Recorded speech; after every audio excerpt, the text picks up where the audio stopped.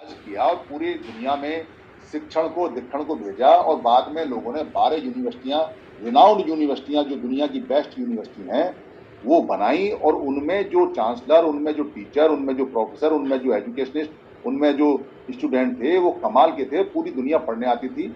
हम उस समय दुनिया के टॉप लेवल पर थे और इन यूनिवर्सिटियों को यहाँ के उन लोगों ने जिन्होंने हमारी भाषा का संस्कार करके संस्कारित करके इसका नाम बदल दिया और उसमें सारी चीजें गड़बड़ कर दी, उन लोगों ने ऐसे ऐसे बेकार के इंस्टीट्यूट बनाए कि उनके कहीं दुनिया में नंबर ही नहीं है और वो भी बड़ी कम मात्रा में बनाए कि हमारे स्टूडेंट पढ़ भी नहीं पा रहे और हमारे सारे बच्चों के लिए शिक्षा का प्रबंध भी नहीं है।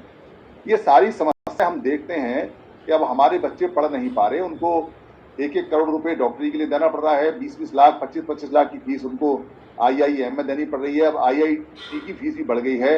यूनिवर्सिटियां बहुत कम हैं और जो हैं उनमें हमारा पूरा पड़ता नहीं और जो हमारे बच्चे पढ़ रहे हैं उनके लिए नौकरियां नहीं है और अगर नौकरियां हैं तो 10,000 की 20,000 की लेबर वाली हैं, स्लेब वाली। जो हमारे सरकारी कर्मचारी हैं वो खत्म है। अब हमारे जो प्रोफेसर हैं उनको भी 50-50 हजार की नौकरी दी जा रही है। वो 2 लाख वाली 1.5 लाख वाला जो सिस्टम है वो खत्म किया जा रहा है। ये सारी चीजें तो शहरों में हो रही हैं, गाँव में तो और भी हालत खराब है। गाँव में तो ना उनके पास अब खेत हैं, उनके सारे खेत छीन लिए गए हैं, ना उनके पास रोजगार है, ना उनके पास में शिक्षा है, ना अक्षर है, ना उनका कोई बाप दादा कहीं ऊपर कोई गवर्नर है, ना उनका कोई देश विदेश में बहुत ज्यादा तादाद में लोग हैं जो उनकी मदद करेंगे, बुला लेंगे।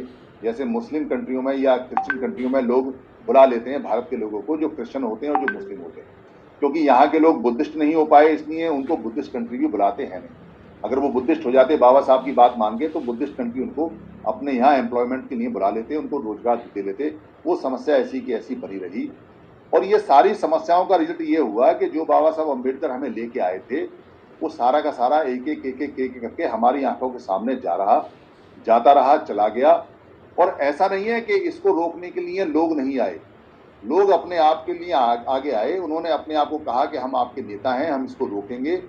पर वो नेता ये नहीं समझ पाए कि भाई रोकेंगे कैसे जब अगर इकट्ठे नहीं होंगे। 10,000, 40,000, 30,000, 50,000 नेता बन गए तो 10,000, 30,000, 50,000 नेता अगर इकट्ठे हो जाते तो उनको तो जनता की जरूरत भी नहीं पड़ती।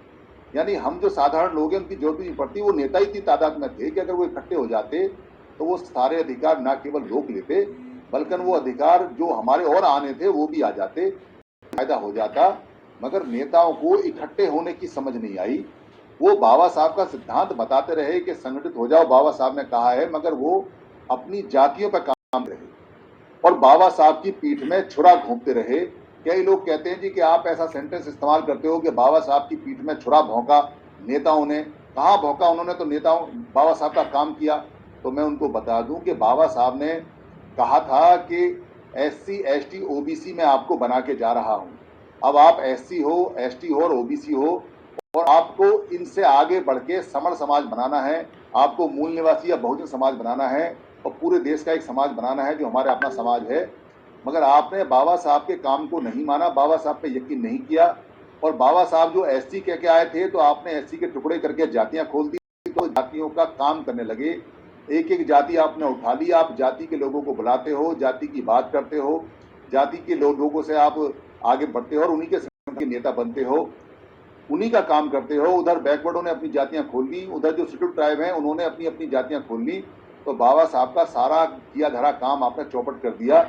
इसलिए आपने बाबा साहब की बात नहीं मानी तो उनकी पीठ में छुरा घोंप दिया।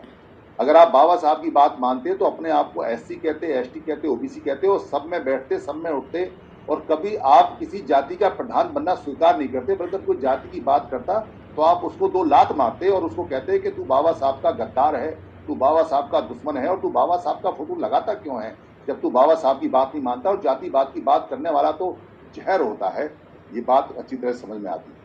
तो उन गद्दारों को ये बात समझ में आनी चाहिए थी कि जो बाबा साहब लेके आए, रिजर्वेशन लेके आए, जो आरक्षण लेके आए, जो सरकार में हिस्सा लेके आए, जो हिस्सेदारी लेके आए, तो वो हिस्सेदारी तुमने खत्म कर दी और तुम इकट्ठे नहीं हुए तो तुम बाबा साहब के फॉलोवर हो या गद्दार हो ये तो जनता तय करेगी, जनता बताएगी।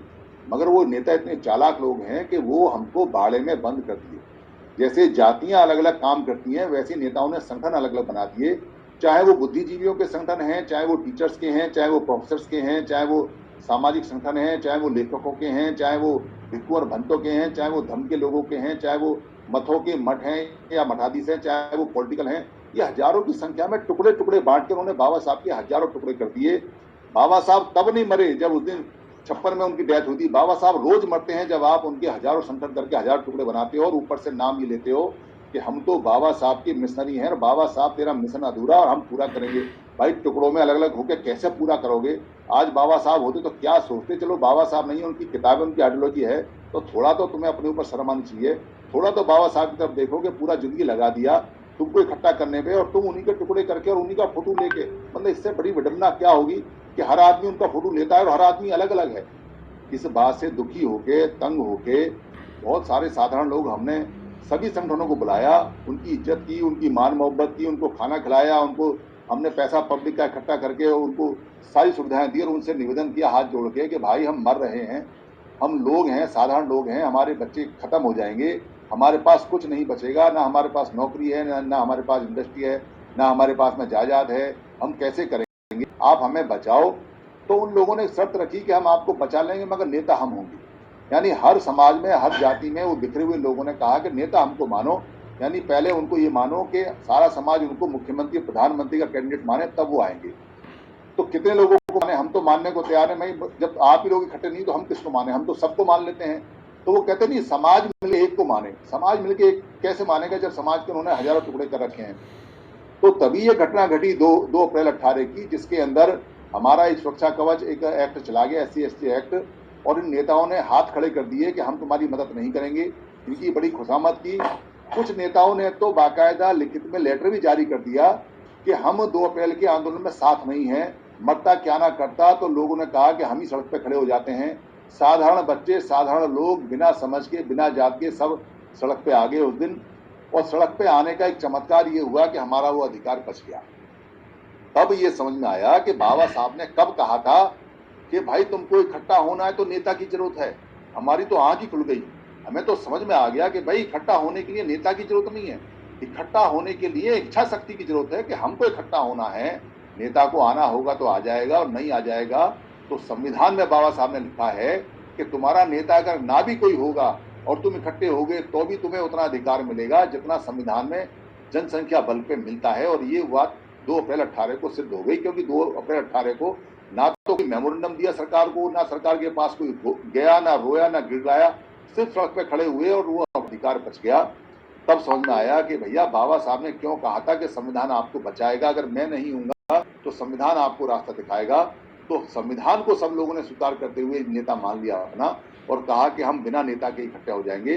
लोगों ने कहा कैसे इकट्ठा हो जाओगे, संविधान तुम्हारा नेता कैसे काम करेगा, ये तो एक किताब है, किताब कैसे नेता बन सकती है? तो सब लोगों ने कहा कि भाई जब ये किताब MP बना सकती है, MLA बना सकती है, देश का नेता बना सकती है, देश का नेता बदल सकती है, राष्ट्रपति बना सकती है, जज बना सकती है, टीचर बना सकती है, प्रोफेसर बना सकती है, सरकारी कर्मचारी बना सकती है, तो ये हम तो क्यों नहीं चला सकती? हम तो फिर भी देश का छोटा सा हिस्सा हैं। तब ये माना कि जैसे संविधान में लिखा हुआ है वैसे वैसे करते जाओ। बाबा साहब ने परफेक्ट लिखा हुआ है, आप उसको करते जाओ तो आपका व्यक्तिवाद से, आपका राजतंत्र से, आपका मनुतंत्र किस्सा छूट जाएगा।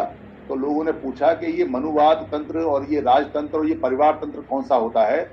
तब ईंधन किया गया कि मनुस्मृति का जो तंत्र है उसका ये सिस्टम होता है कि हमेशा एक राजा होगा, उसका एक जनरल सेक्रेटरी होगा, उसका एक कोषाध्यक्ष होगा, खजांची होगा, उसके कुछ दरबारी होंगे और बाकी जनता होगी जो त्राहिमाम करेगी, जो कभी राजा नहीं बन सकती और उसका हमेशा खून किया जाएगा। वो हमेशा लगान देगी और टैक्स देगी और उसका कोई राइट नहीं होता। राजा जब चाहे जब उसमें से किसी औरत को उठा सकता है, किसी आदमी को उठा सकता है, किसी को मरवा सकता है, किसी का कुछ भी करवा सकता है। ऐसे ही मनुस्मृति के आधार पे हमारे सारे संगठनों ने संगठन बनाए, जिसमें एक प्रधान बना लिया उन्होंने, जनरल सेक्रेटरी बना लिया, कुछ उन्होंने सेक्रेटरी बना लिए, कैशियर बना लिया, कुछ मेंबर बना लिए चापलूस, और बाकी हमारे जैसे साधारण लोग जिनको हमेशा हर साल पर्चियां आती रहती है, पर्ची कटवाते रहो, झंडा उठाते रहो, पर्ची कटवाते रहो, झंडा उठवाते रहो, और आता है रिजल्ट कुछ नहीं आता। हमारे सारे अधिकार जैसे जैसे हम पर्ची कटवाते जा रहे हैं, जैसे जैसे हम झंडा उठाते जा रहे हैं, वैसे वैसे हमारे अधिकार सारे जाते जा रहे हैं और कोई नेता इस बात को पूछने को तैयार नहीं है, क्योंकि ये संगठन ही मनुस्मृति के आधार पर इनका स्ट्रक्चर बेस है, तो रिजल्ट नहीं आने वाला। तो इस स्ट्रक्चर में लगातार टूट होती है कि एक प्रधान जब प्रधान नहीं करता है तो उसका बेटा प्रधान ही करता है, या जब उनमें झगड़े होते हैं तो 2 प्रधान बन जाते हैं, या जब उनमें बंटवारा होता है तो वो संगठन के टुकड़े कर लेते हैं और वो चंदे का धंधा कर जाते हैं। ऐसा इनकी प्रवृत्ति है। मगर बाबा साहब ने कहा कि इस पर नहीं चलना है, आपको संविधान पे बनाना है, संगठित रहना है संविधान के आधार पे, उसमें व्यक्तिवाद नहीं आता। वही बात वी द पीपल में लागू की गई कि यहाँ कोई व्यक्ति प्रधान नहीं रहेगा, यहाँ संवैधानिक प्रक्रिया प्रधान रहेगी। यहाँ सारे जितने भी नियम हैं वो सारे नियम कलेक्टिव होंगे, लोग मिलकर करेंगे, अपने द्वारा करेंगे, अपने लिए करेंगे और अपने ही होंगे। उसमें किसी भी व्यक्ति का कभी व्यक्तिवाद नहीं आएगा, और कभी व्यक्ति कोई सुप्रीम होगा तो वो संविधान के अकॉर्डिंग चुन के आएगा, क्योंकि संविधान में जो चुनने की प्रक्रिया है वो भी परमानेंट नहीं होगा, वो भी कैबिनेट के हवाले होगा। कैबिनेट जो फैसला करेगी, जो लोग फैसला करेंगे वो मानना होगा। व्यक्ति का तब भी नहीं चलेगा, व्यक्ति का नाम हो सकता है, मगर जैसे भारत के संविधान में वैसे नहीं। तो ये बात सबको अच्छी लगी और उस पर काम करना शुरू किया।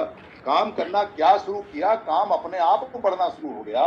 4 लोग वैसे ही जूम पे इकट्ठे हुए थे और 4 के 40 के 400 के 4000 कब हो गए पता ही नहीं चला। लोगों ने सब अपने अपने वी द पीपल के नाम से, कहीं टीचर्स ने, कहीं प्रोफेसर ने, कहीं सरकारी कर्मचारियों ने, कहीं किसानों ने, कहीं मजदूर ने, हर जिले में ग्रुप बन गए, हर जिले का संगठन बन गया, हर जिले का संघ बन गया। तो ये बात सबको बड़ी पसंद आई और ये बात बढ़ती चली गई।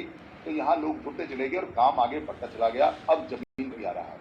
तो जो भाई जो इसमें काम करना चाहते हैं, क्योंकि इसका एक नियम है कि ये संघ है, बेसिकली संगठन नहीं है। तो समझे संघ होता क्या है। संघ दरअसल कोई एक लाइन नहीं होती, कोई एक स्ट्रीम नहीं होती। संघ कोई एक काम नहीं करता। संघ में जितने लोग हैं वो सब अपनी मर्जी से काम करते हैं और बाकी संघ में रहते हैं। जैसे परिवार में अगर 10 लोग हैं, कोई पढ़ता है, कोई लिखता है, कोई पढ़ाता है, कोई नौकरी करता है, कोई बूढ़ा वहां पे आराम करता है, कोई बूढ़ी औरत है वो घर का छोटा मोटा काम करती है, तो कोई किसी दफ्तर में जाता है मगर शाम को घर आ जाते हैं। वैसे ही कोई कुछ भी काम करे मगर उसको समण संघ में रहना है। तो इसका ये तय किया गया कि पूरे भारत में जितने समण लोग हैं, समण का मतलब SC ST OBC, और भारत के बाहर जो समण लोग गए हुए हैं वो इसके मेंबर हैं। चाहे वो मेंबर अपने आप को माने या ना माने, इसकी कोई पर्ची नहीं कटती, इसकी कोई रसीद नहीं कटती, वो कटेगी भी नहीं, क्योंकि संघ जो होता है वो पूरा बहुत बड़ा स्ट्रक्चर होता है जिसमें पूरा देश समाहित होता है और देश की कभी पर्चियां नहीं कटती, संघ की कभी पर्चियां नहीं कटती।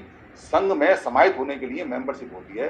तो कुछ लोग इसको चलाएंगे भी। तो जो एक्टिव लोग हैं, जो चलाते हैं, वो जो एक्टिव काम करना चाहता है वो यहाँ चैट बॉक्स में अपना नंबर छोड़ दे, अपनी इच्छा जाहिर कर दे, या किसी मेंबर को बता दे कि भाई मैं इसमें काम करना चाहता हूँ, वो काम करना शुरू कर सकता है। कोई फॉर्मेलिटी नहीं है। अगर आप समण हैं तो आप इसके मेंबर हैं, आप एक्टिव काम कर सकते हैं। कोई इसमें लल्लो चप्पू नहीं है, कोई इसमें खुशामद वाली बात नहीं है, कोई इसमें कुछ नहीं है। आप समण है, आप शुरू हो जाइए। आपको काम करना ही पड़ेगा, क्योंकि आपका काम करने कोई नेता नहीं आने वाला है, वो सब आजमा चुके हैं। हम मारे जाएंगे अगर आप भरोसे रहोगे। आपको अपना भरोसा खुद अपना करना पड़ेगा। आप किसी के भरोसे मत रहो। वो लोग तो खुद आपके भरोसे हैं। अगर वो इतने आपके भरोसे नहीं होते तो उनकी इंडस्ट्रियां फैक्ट्रियां चल रही होती। वो तो कमाते भी नहीं है। आप चंदा देना बंद कर दोगे, वो कल को खत्म हो जाएंगे। आपके पैसे चलते हैं, आपके झंडे चलते हैं, आपके सहयोग चलते हैं, मगर आपको लाभ नहीं होता, लाभ उनको होता है। ऐसा मानकर, ऐसा जानकर यहाँ लोगों ने जब इकट्ठा होना शुरू किया तो धड़ाधड़ इकट्ठे होते चले गए और सब लोग भाई बंदी में और बहन भाई के एक रिश्ते से बनते चले गए और काम बहुत तेजी से चलने लगा। और ये जो पूरे देश के अंदर जो हालात बने उसके हिसाब से लगा कि अब शायद हम इकट्ठे होंगे तो बच जाएंगे, क्योंकि गांव से लड़ना हो, गांव को तो गांव इकट्ठा करना पड़ता है, और अगर शहर से शहर को लड़ना पड़ता हो तो शहर इकट्ठा करना पड़ता है। अगर संगठन से संगठन को लड़ना हो तो संगठन बनाना पड़ता है, और अगर संघ से संघ को लड़ना हो तो संघ बनाना पड़ता है। आप किसी भी हालत में बंदूक वाले आदमी से डंडा लेके नहीं लड़ सकते। आपकी अगर सामने जनसंख्या 1000 है तो आपको 1000 से ऊपर जनसंख्या रखनी पड़ेगी, तभी आपकी बात सुनी जा सकती है। ऐसा संविधान बोलता है। तो ये सारा संवैधानिक स्ट्रक्चर है और संवैधानिक के अकॉर्डिंग काम कर रहे हैं। जो भाई इसमें काम करना चाहते हैं वो आ जाए, और जो भाई ना भी काम करना चाहे तो वो इसके मेंबर, वो हमेशा आजीवन इसके मेंबर रहेंगे, क्योंकि संघ कभी खत्म नहीं होता, संघ कभी टुकड़े नहीं होते, संघ कभी बिकता नहीं है, संघ कभी जाता नहीं है। व्यक्ति इसमें आते जाते रहेंगे, क्योंकि इसमें व्यक्ति सुप्रीम नहीं होते, मगर संघ वहीं का वहीं इंटैक्ट रहेगा। ये समण संघ है, ये पहले भी था। इसके जो फाउंडर हैं वो बुद्ध हैं, इसके फाउंडर अशोक हैं, इसके फाउंडर अम्बेडकर हैं। हमने तो सिर्फ इसको जाना है और जान के इसको समझा है, और इसको एक तरह से पुराने कमरे से झाड़ पोंछ के हमने निकाल लिया है। आप सब लोग इसको जितना चमकाएंगे, जितना इसकी झाड़ पोंछ करेंगे, जितना पॉलिश करेंगे, ये उतना चमकेगा, उतना बढ़ेगा, और जितना ये चमकेगा उतना हमारे बच्चे बचने की गारंटी हो जाएगी। अदरवाइज हमारे बच्चों को बचाने के हालात नहीं है। झाड़ू हमारे हाथ में आने वाली है, चमड़ा काटने का चाकू हमारे हाथ में आने वाला है, कुम्हार के बर्तन बनाने वाला चाक हमारे घर में लगने वाला है, घास छीलने का जो हमारी औरतें जो घास छीलती थी वो काम आने वाला है। इकट्ठे हो गए तो बच जाएंगे। इसलिए जिद है जुड़ने की। जुड़ेंगे तो जीतेंगे, और जितना जुड़ेंगे और जीतेंगे, और जितनी जल्दी जुड़ेंगे उतनी जल्दी जीतेंगे, और जहां जहां जुड़ेंगे वहां वहां जुड़ेंगे जीतेंगे, और जैसे जैसे जुड़ेंगे वैसे वैसे जीतेंगे। तो जितनी जल्दी हम जुड़ेंगे उतनी जल्दी जीतेंगे, ऐसा ध्यान में रख के सबको काम करना चाहिए। धन्यवाद। और मैं अब डॉक्टर कौशल पवार बहन जी से कहूंगा कि हम जुड़ें, और कैसे जुड़ें इसके बारे में वो अपना बहुमूल्य विचार हमें बताएं, उसके बाद जो एंकर हैं वो ले लें प्लीज।